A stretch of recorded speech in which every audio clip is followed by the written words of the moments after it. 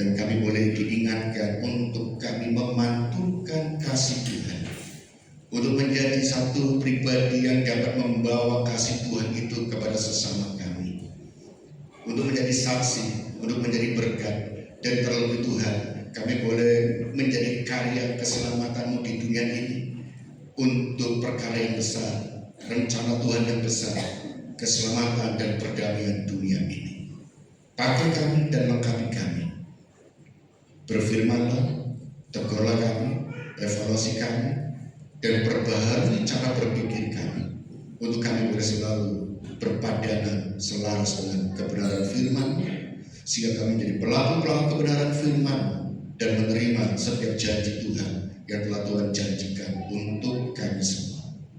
Berfirmanlah di pagi hari ini. Di dalam nama Tuhan Yesus kami berdoa dan mengucap syukur. Haleluya. Amin.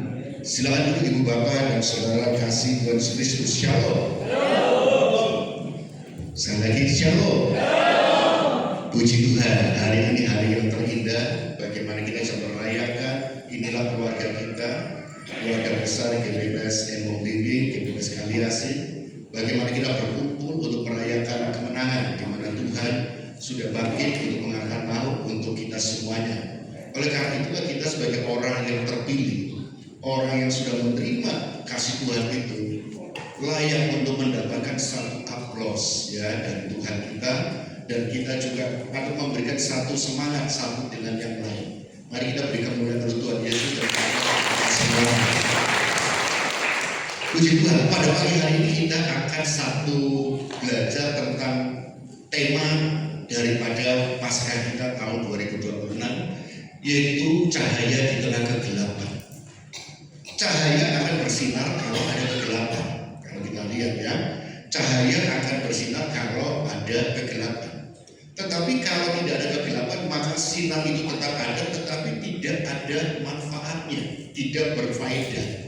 Oleh karena itulah ketika kita bersinar dimanapun kita berada, kalau diri kita menyadari bahwa kita adalah bagian dari cahaya yang sudah dipantulkan oleh terang yang ajaib itu Yesus Kristus, maka seharusnya itu kita ada sinar yang harus kita pantulkan juga. Tidak ada sesuatu yang tanpa sendiri itu langsung bersinar kalau tidak ada energi yang menyinarinya. Dan ketika kita mendapatkan energi itu, maka besar atau kecil sinar yang ada itu tetap itu disebut dengan sinar atau cahaya. Jadi kalau kita menyadari aku masih kecil, jangan rendah diri kita. Karena apa? Tuhan akan memulai dari yang kecil. Nyala api nggak langsung besar. Kebakaran suatu gedung atau apa mulai dari api yang kecil, percikan. Tetapi ketika dipelihara kena angin dan terus menyala dan menyala, akhirnya semakin besar. Dan kita di tempat ini adalah kita sedang menerima percikan. Dan ketika percikan api sinar itu, cahaya itu menyatu, maka kita menjadi pribadi kelompok atau komunitas yang besar. Jadi jangan kita merasa aku belum bisa apa-apa. Saya senang melihat bagaimana kolaborasi. Ada satu sinar cahaya yang dimantulkan di tempat ini. Dari generasi ke generasi, dari senior sampai ke junior, itu semakin semakin berkolaborasi membagikan. Api itu dari senior diturunkan, dan tidak pelit ilmu untuk memberikan satu pengajaran, pembinaan. Dan yang lebih utama adalah peluang kesempatan untuk belajar. Banyak orang tidak mau membagikan potensinya, sehingga ada satu jurang. Ingat, saya selalu katakan, kita ini bukan seperti perguruan silat atau perguruan kungfu, di mana setiap perguruan kungfu itu pasti kalau dia dengar cerita film-film kungfu, film silat, nanti ada guru yang bertapa, nanti menyimpan ilmu paling tingginya. Ketika terjadi apa-apa nanti, oh ini mengasih, nanti ketemu murid yang baik, nanti ketemu gurunya, diajari ilmu pamungkas untuk menyelamatkan. Gereja atau kita juga meneladani Tuhan Yesus. Tuhan Yesus ketika memuridkan, Yesus tidak mengatakan ilmu ini, pengetahuan ini tidak boleh Hanya apa? Sifat keilahiannya yang tidak bisa diturunkan kepada kita. Kemanusiaannya yang sejati itu sama dengan kita. Yesus merasakan, kita pun perlu belajar merasakan. Yesus mengalami aniaya dan kuat menahan, kita pun bisa. Tetapi keilahian Yesus tidak berdosa itu tidak bisa kita dapat. Kita turunkan ke kita. Karena pakai keilahiannya, kita manusia sejati. Yesus manusia sejati dan Allah sejati. Itu yang membedakan. Kesucian, kita disucikan oleh Tuhan darah Yesus. Yesus adalah suci, kudus. Jadi ada sifat yang diturunkan kepada kita, dan kita perlu belajar dari cara hidup Tuhan selama 3,5 tahun di dalam pelayanan. Dan ada yang tidak bisa, itu kekekalan. Oleh karena itu, ibu bapak dan saudara yang dikasih Tuhan Yesus, mari kita lihat apa bagian yang bisa kita ambil, kita pelajari dan kita teladani dalam kehidupan. Yesus teraniaya, kita pun di dunia ini teraniaya. Tetapi Yesus memberikan penghiburan kepada kita. Yesus taat setia sampai mati, kita pun diajak taat dan setia sampai mati. Itu pun bisa, belum sampai nyawa kita terancam.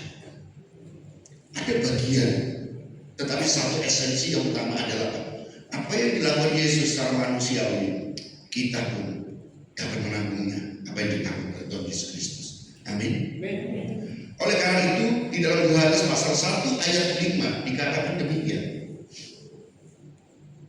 Terang itu bercahaya di dalam kegelapan, dan kegelapan itu tidak menguasainya.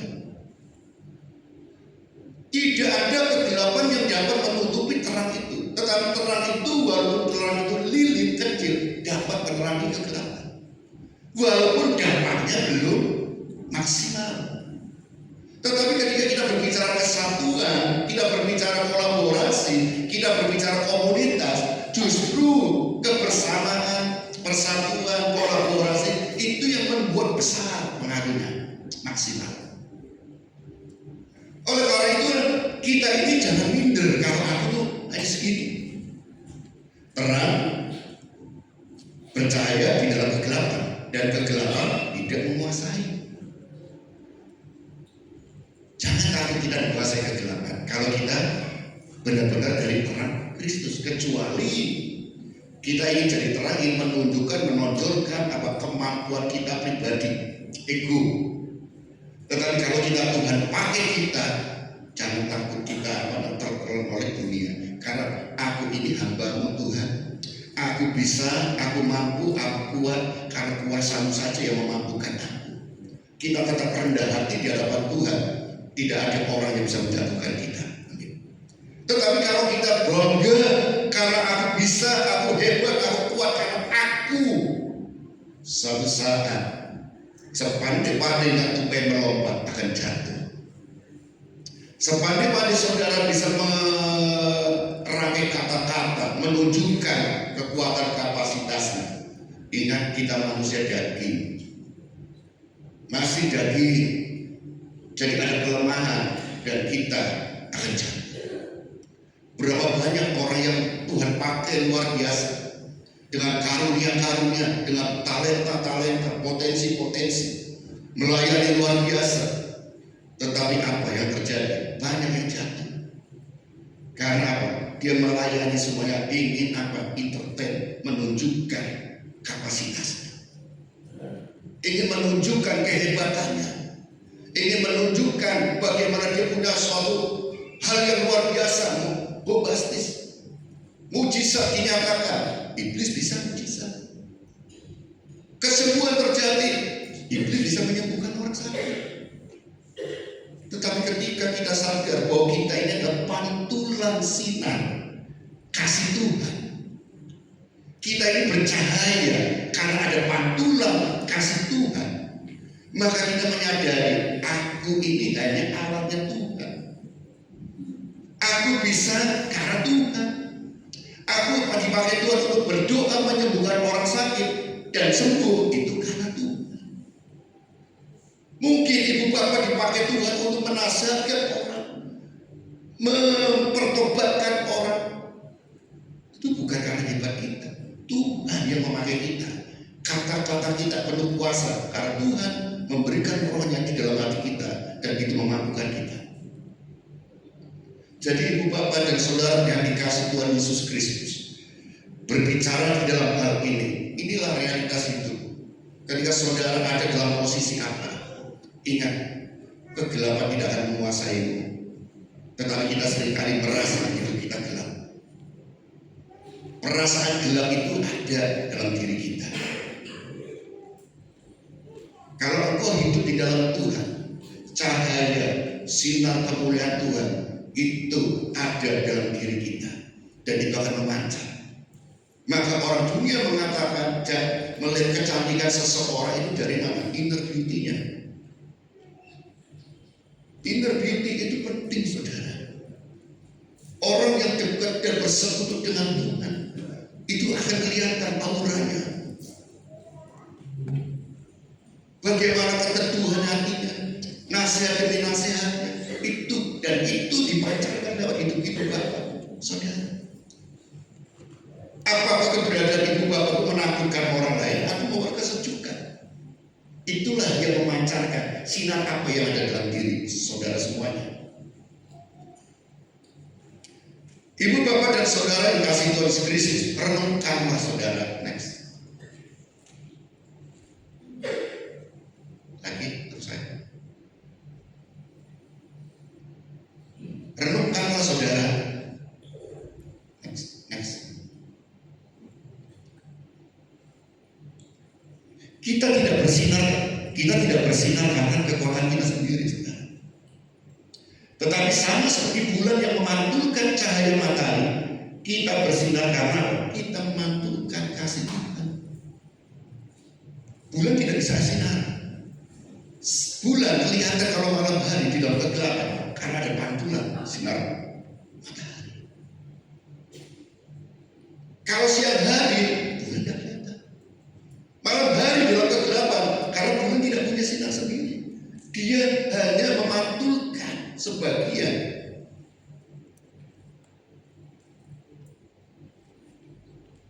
Inilah kehidupan kita.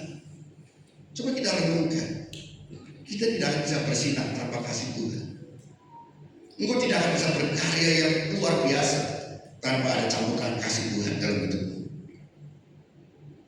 Ketika engkau menyadari bahwa kita ini hidup karena kasih karunia Tuhan, kasih Tuhan ada dalam hidupmu, kita harus memantulkan kasih itu, maka hendaklah hidupmu apa? Kasih itu memancar. Kasih itu apa? Sabar. Kasih itu apa? Lemah lembut. Kasih itu apa? Banyak juga baca dalam 1 Korintus. Itu mancar, saudara. Jadi sebenarnya kekristenan itu simpel. Kenapa kekristenan selalu disebut dengan hal yang rumit? Karena kita menganut pada kiblat kebanyak gereja itu barat. Barat itu selalu segala sesuatu diteorikan, dijadikan buku. Kalau kita kiblat timur, Alkitab, kekristenan lahir di wilayah timur, Timur Tengah, itu daerah Israel, daerah sana. Itu budaya sana bukan budaya teoritis, tapi budaya praktikal. Maka ketika Tuhan Yesus mengajar murid-murid tentang hal tertentu selalu dengan apa? Contoh, perumpamaan, kehidupan sehari-hari. Saudara, kekristenan itu selalu ketika kita mau menteorikan satu kekristenan, identitas kekristenan, susah. Karena iman itu tidak bisa dijelaskan dengan kata-kata. Iman gak bisa dijelaskan dengan teori. Tetapi iman bisa dibuktikan dalam kehidupan nyata kita. Siapa yang bisa melihat orang itu sungguh-sungguh di dalam Tuhan? Apakah dari cara bicaranya? Tidak. Hidup sehari-harinya bagaimana? Itulah kasih. Banyak orang pintar melayani, berkhotbah. Banyak juga orang yang pintar berkhotbah, pintar berbicara, jatuh. Karena tidak bisa dijelaskan. Antara rasionalitas dengan iman itu kadang nyambung, tapi kadang belum nyambung. Rasionalitas harus apa? Masuk akal. Jika ya A, B, C, D. Iman tidak. Maka kadang iman dengan rasionalitas itu belum nyambung.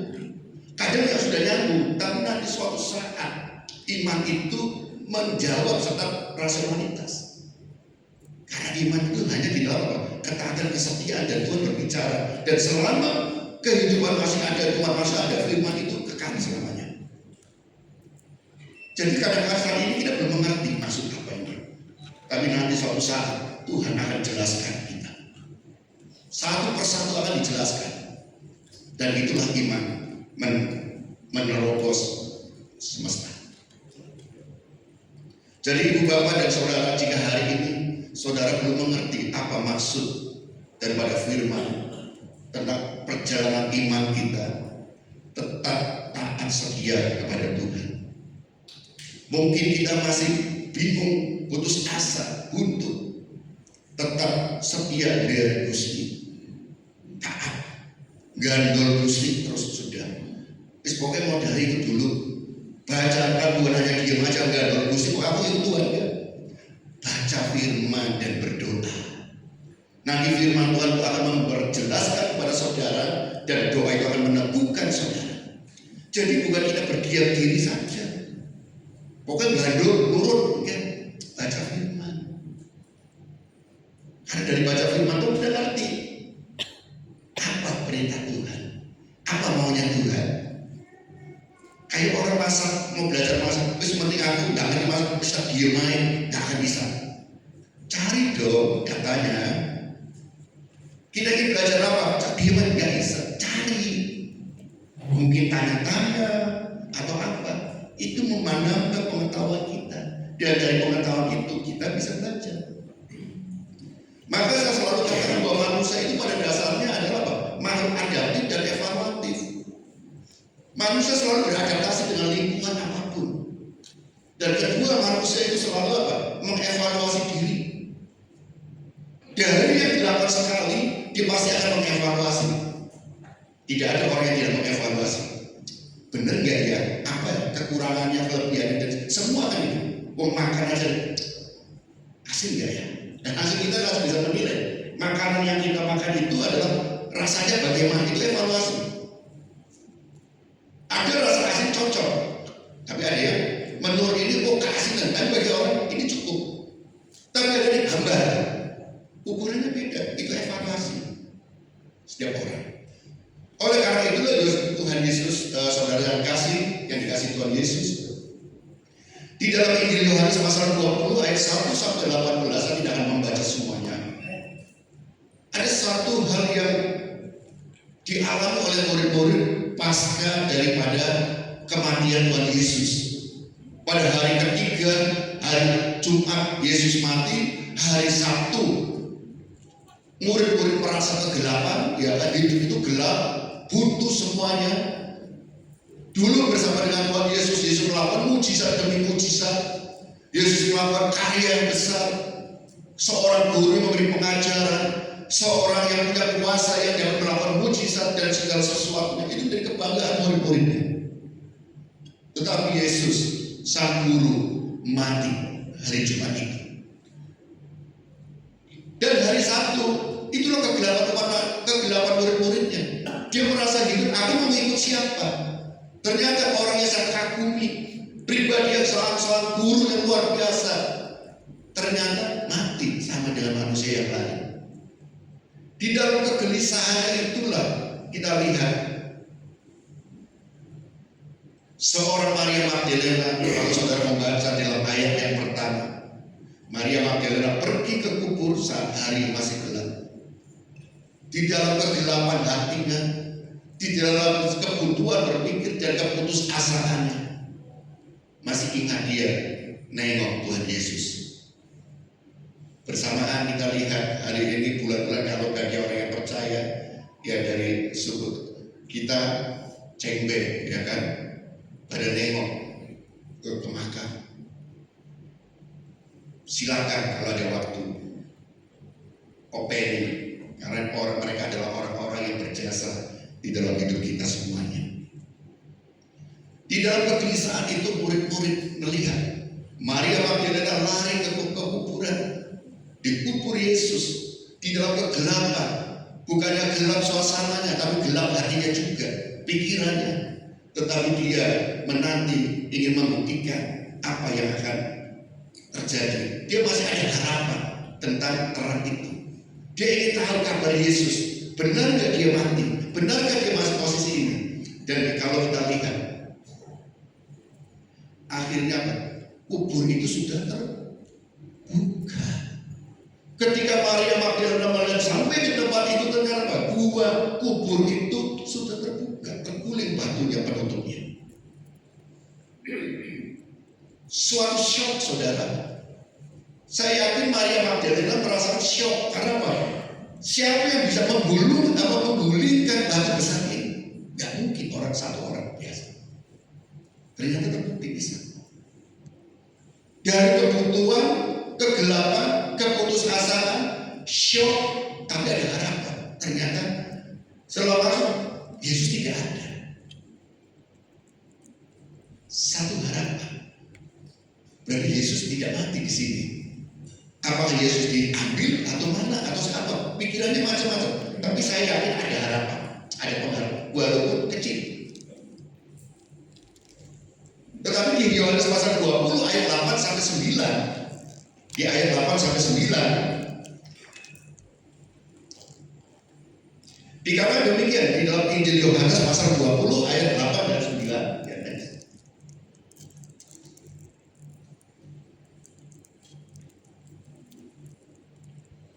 Maka masuklah juga murid yang lain yang lebih dahulu sampai ke kubur itu, dan ia melihatnya dan percaya, sebab selama itu mereka belum mengerti isi kitab suci yang mengatakan bahwa ia harus bangkit dari antara orang mati. Ketika mereka merenungkan, ternyata kitab suci sudah mengatakan, dalam perjanjian lama sudah mengatakan, dia ini yang kita sadar kembali. Sebab selama mereka belum mengerti isi kitab suci yang mengatakan bahwa ia harus bangkit dari antara orang mati, ternyata sudah dinubuatkan. Nah, kalau kita lihat makna Paskah, kembali ya, untuk cahaya Kristus tidak akan menghapus masa lalu yang gelap, saudara, tetapi menyalakannya. Jadi jangan berharap, saudara, ketika kita menerima Tuhan Yesus, masa lalu kita itu hapus. Justru masa lalu itu menjadi satu pelajaran untuk kita.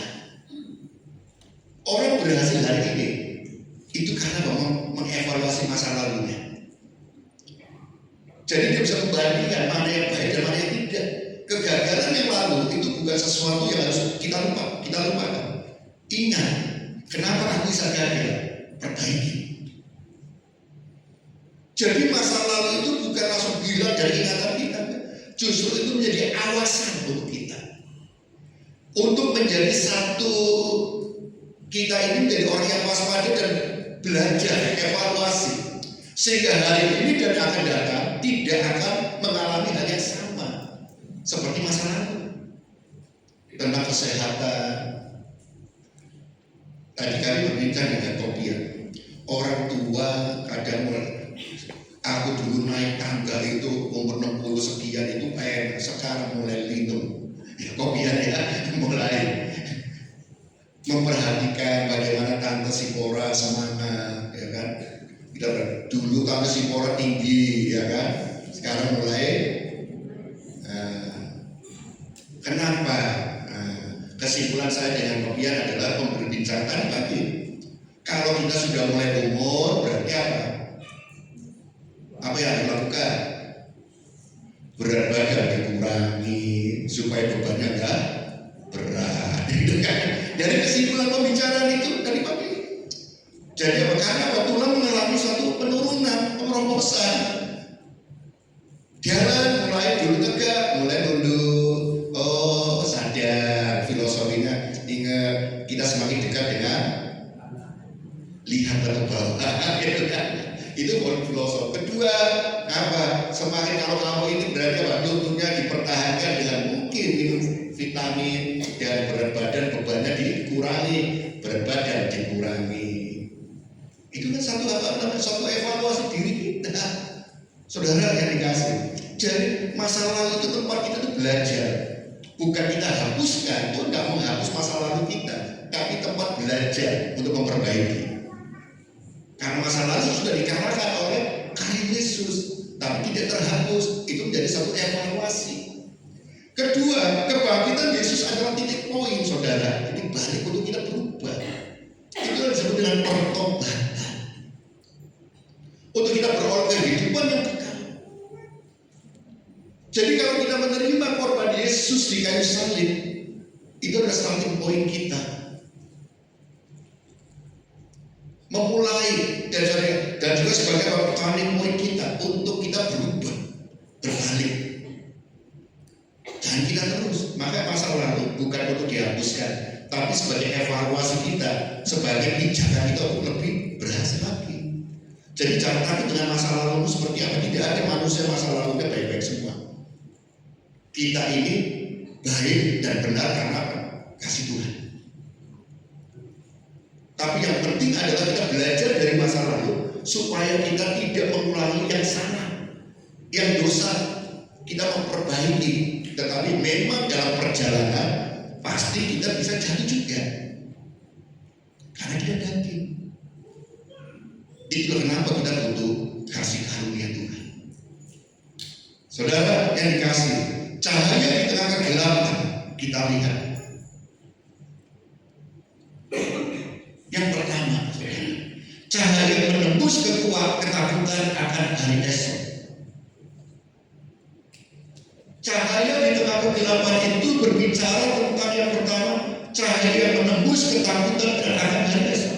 Seperti Yesus yang datang di tengah murid-muridnya dan berkata, damai sejahtera bagimu. Banyak orang saat ini gelisah tentang masa depan. Hari esok bagaimana? Di Timur Tengah ribut perang, harga minyak dunia naik, banyak negara-negara yang sudah mulai kecelakaan bahan bakar. Mereka bahkan sudah banyak yang operasional SPBU sudah mulai di stop. Indonesia satu sisi ingin menjaga kestabilan, tapi kita juga Indonesia juga menyadari suatu saat akan mengalami juga.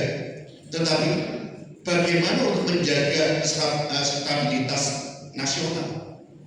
Maka BBM belum dinaikkan, tapi pemerintah juga ketar-ketir untuk bagaimana keberlanjutan BBM.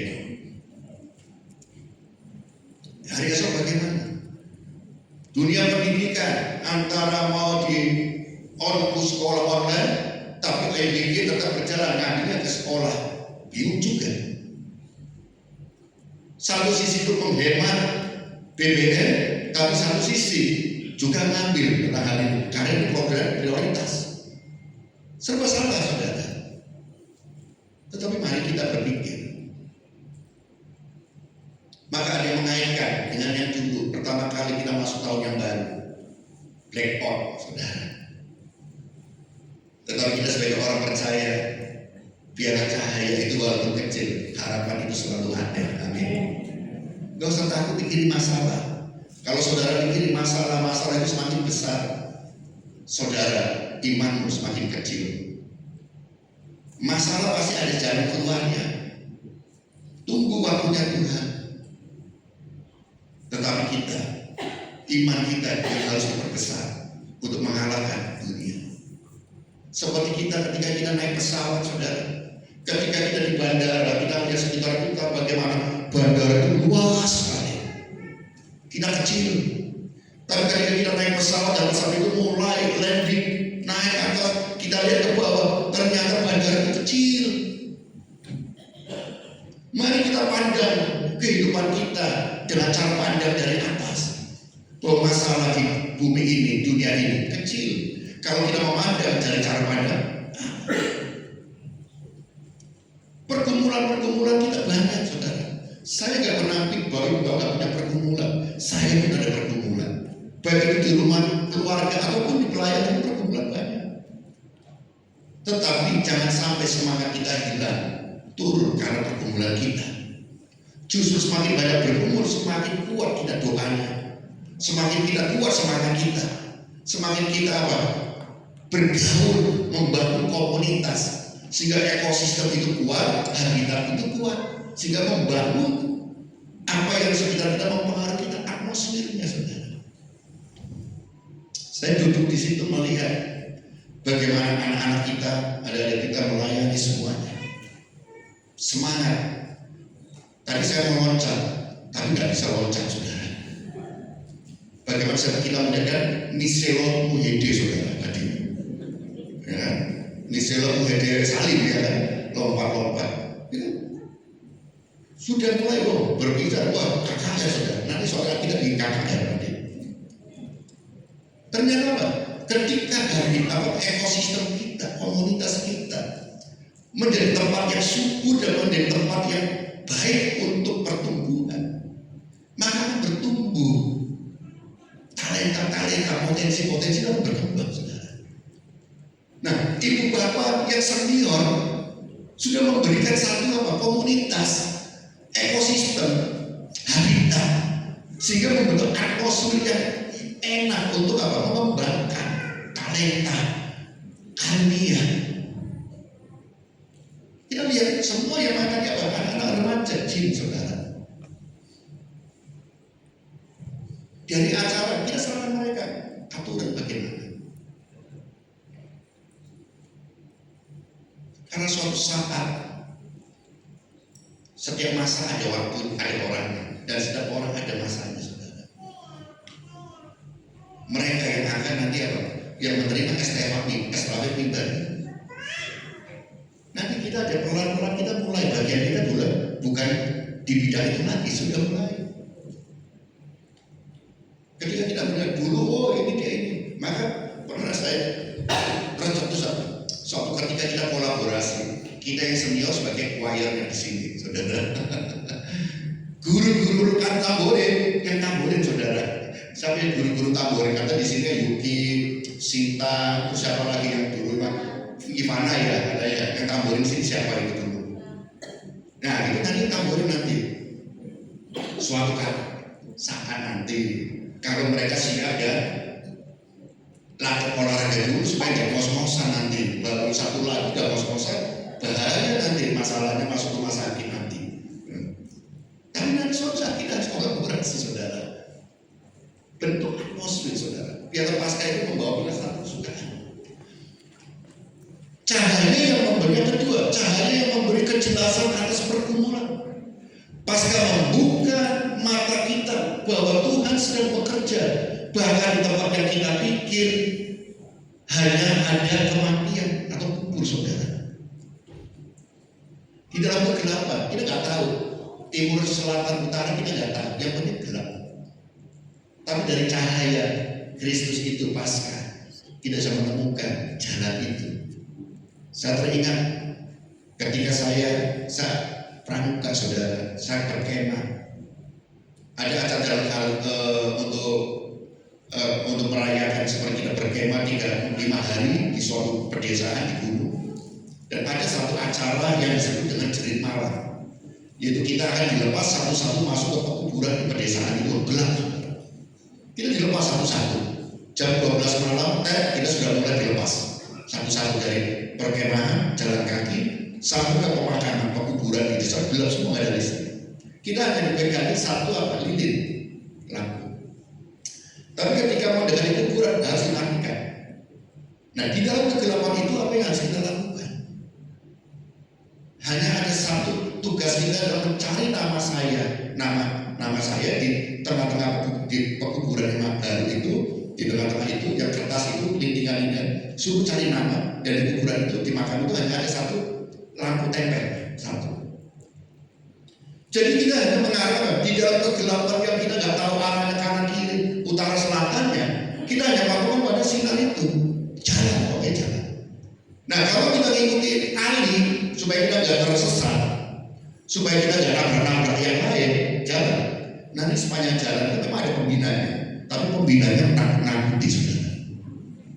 Dengan maaf, pocong dilemparkan atau apa gitu. Tetapi saya lebih pintar, saudara. Saya nggak lewati jalan itu. Yang penting cahaya kita ikuti arahnya mana. Kalau saya ikuti tali, saya ditakut-takuti. Jadi saya belok yang ini sinar sebelah sana, saya juga pelan-pelan. Jadi nggak melewati apa, ditakut-takuti nggak ada. Tapi ini jadi satu apa? Petunjuk. Ingat mercusuar di tengah-tengah kepulauan Batu Karang ada mercusuar satu sinar menyelamatkan berapa jiwa untuk kapal itu karang. Saudara, tidak ada kebuntuan dunia, jangan takut. Sinar Tuhan itu yang mengalahkan kegelapan itu sudah hadir. Pandang sinar itu. Yang ketiga, cahaya mengubah ratapan menjadi tarian. Pasca mengubah air mata Maria Magdalena menjadi kesaksian. Dia bercerita. Di dalam ayat 17 sampai 18 Yohanes pasal 20, ya kan? Ayat 17 sampai 18 dikatakan demikian. Kata Yesus kepadanya, janganlah engkau memegang aku, sebab aku belum pergi kepada Bapa. Tetapi pergilah kepada saudara-saudaraku dan katakanlah kepada mereka bahwa sekarang aku akan pergi kepada Bapakku dan Bapamu, kepada Allahku dan Allahmu. Maria Magdalena pergi dan berkata kepada murid-murid, aku telah melihat Tuhan, dan juga bahwa Dia yang mengatakan hal itu kepadanya. Yesus belum kembali ke surga. Hari ke-40 baru dia naik ke surga. Tetapi dia memakai Maria Magdalena untuk bersaksi. Saudara, siapa yang melihat kemuliaan sinar itu? Kebangkitan Yesus dari kematian, Maria Magdalena. Dan Maria Magdalena tidak berdiam diri. Dia menceritakan kepada murid-murid yang lain, aku melihat dia. Saudara, sekarang tugas kita. Mari kita sampaikan.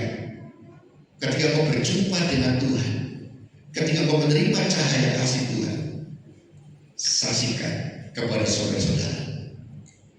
Siapapun, kalau dia saudara, sampaikan. Sampaikan. Sampaikan. Tugas kita hanya menyampaikan.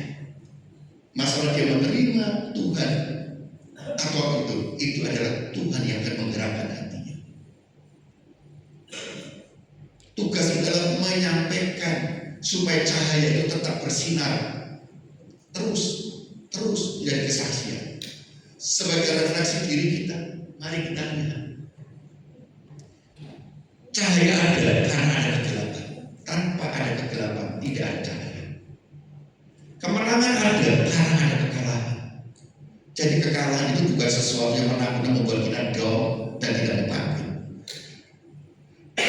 Justru lewat kekalahan itulah kita mengevaluasi diri, berlatih lebih kencang lagi, lebih kuat lagi. Seorang olahragawan yang hebat, yang mental juara, dia tidak akan pernah untuk mundur ataupun terpuruk. Ketika dia kalah, dia berlatih terus, berlatih dan berlatih. Saya senang olahraga, dan kemarin saya membaca tentang artikel olahraga. Banyak olahragawan yang sukses, olahragawan yang berhasil jadi pemenang, juara, untuk menerima suatu penghargaan demi penghargaan. Orang yang berlatih terus, saudara. Jadi kalau kita mau jadi pemenang, harus merasakan apa itu kalah. Karena dari kekalahan kita bisa mengukur batas saat ini kemampuanmu masih jauh. Kalau kita menang-menang terus lupa, akhirnya kita tidak mau melatih lagi. Justru kadang-kadang perlu, kenapa ada pertandingan uji coba, friendly match, supaya bisa mengukur kemampuannya. Dari situlah, kalau menang-menang terus akhirnya lupa, tidak terdeteksi kelemahan demi kelemahan. Tapi ketika kalah, terbukalah kelemahan demi kelemahan, diperbaiki untuk lebih meningkat lagi. Jalan keluar ada karena ada kebutuhan. Kalau saudara selalu jalannya mulus-mulus saja, bahaya. Jalan tol banyak kecelakaan dan fatal karena apa? Mulus, saudara. Tetapi kita perlu hati-hati. Kita juga perlu untuk apa? Selalu menggunakan akal kita, logika kita, dan dibimbing Tuhan. Selalu saya katakan, gua ini konon katanya tembus ke Golgota. Tapi jangan lupa pakai Google Maps supaya nggak nyasar, saudara. Ketika kita menggunakan Google Maps itu sangat membantu kita. Tapi kita harus menggunakan juga analisa. dan pimpinan Tuhan. Kalau kemarin hari raya kemarin kita melihat di televisi, waduh, semua pakai Google Map ke daerah Gunung Kidul, daerah mana itu selain Ponorogo dilewatkan sawah semua ya kan, sampai mantri panjang berapa kilo gitu kan, jalan yang sempit papasan aja nggak bisa. Nah, kita bisa menggunakan itu, jika kita bisa menganalisa. Saya yakin ibu bapak pernah disasarkan menggunakan itu, tetapi ketika disasarkan tiap hari dari kita memakai 20 atau 50 hari 1-2 kali ya kan, itu kan tidak setiap pakai nyasar, ya, itulah. Walaupun itu canggih, tapi itu buatan manusia, ada kelemahannya. Tapi kalau kita meminta pimpinan Tuhan, ya kelemahannya di manusianya juga, bukan di Tuhan ya saudara. Jadi mari kita lihat, kreativitas ada karena ada pergumulan. Saudara, ingat saya selalu katakan, sebenarnya pada manusia itu ide-idenya banyak, kreativitasnya. Kalau kita berbicara di warung kopi sekarang, itu warung kopi itu menjalar di mana-mana, banyak sekali warung kopi, dan mereka bisa ngobrol berlama-lama, berjam-jam sambil ngopi. Dan apa yang diobrolkan banyak, ide itu cair semua. Kalau kita mendengar mereka ngomong, ide itu cair, baik itu politik, baik itu pekerja, baik apapun, mereka bisa membicarakan semuanya di warung kopi. Tetapi apa? Eksekusinya seringkali nol. Kenapa? Takut untuk mengeluarkan ide-idenya itu dan melakukan. Maka seringkali kenapa Tuhan izinkan pergumulan, masalah? Karena kalau nggak ada masalah, Tuhan tidak berani untuk melangkah. Maka perlu ada trigger untuk memecahkannya.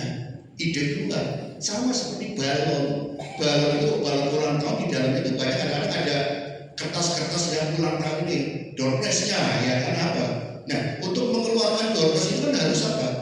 Balonnya kelihatan, doorpress-nya ada, tapi untuk mengeluarkan susah, perlu dipecah balon itu. Cara pecahnya apa? Pakai jarum lalu dipeluk atau apa supaya pecah. Tapi untuk memecahkannya kaget dan sakit kadang. Pergumulan Tuhan izinkan untuk kita mengeluarkan ide. Dan ketika kita sudah mengeluarkan ide dan kita mau melangkah, penyertaan Tuhan nyata. Penyertaan Tuhan pasti menyertai dan memelihara. Maka kita harus lihat, pemeliharaan Tuhan itu selalu ada, nyata. Tidak hanya sekedar omong, tetapi ada. Nah, ibu bapak dan saudara, sebagai pesan Paskah saya kepada ibu bapak pada pagi hari ini, ibu bapak dan saudara adalah cahaya yang sudah menerima dari kebangkitan Tuhan Yesus. Cahaya itu yang sudah dibagikan dan diterima oleh saudara. Mari kita pantulkan, bagikan supaya seluruh bercahaya. Ketika seluruh percaya, maka akan membangun satu komunitas yang kuat, cahaya yang luar biasa, sehingga bisa menerangi kegelapan yang lebih maksimal lagi. Baik itu di tengah-tengah keluarga saudara, baik itu ada di dalam saudara-saudara yang keluarga besar, ataupun dimanapun berada, tetaplah bercahaya. Jangan minder, cahaya kita cuma kecil. Memang kita kalau sendiri kecil, tapi ketika kita berkolaborasi, berkomunitas, maka cahaya itu akan semakin besar. Oleh karena itu, ketika engkau menerima cahaya, saksikan kepada semua orang. Amin. Mari kita tunduk kepala, saya undang semua para orang Tuhan maju ke depan.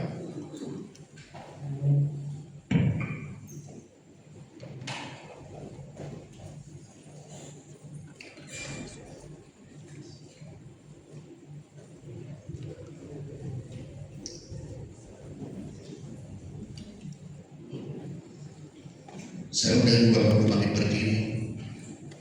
Kita renungkan kebenaran firman Tuhan.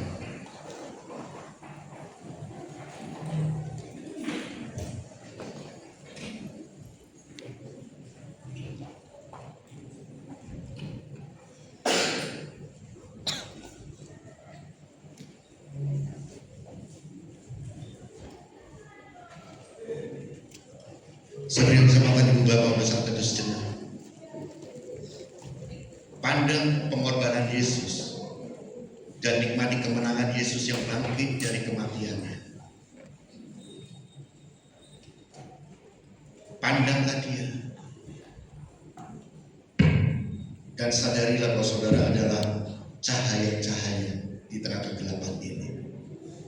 Ketika engkau menjadi saksi cahaya dengan egomu, maka tidak akan pernah maksimal.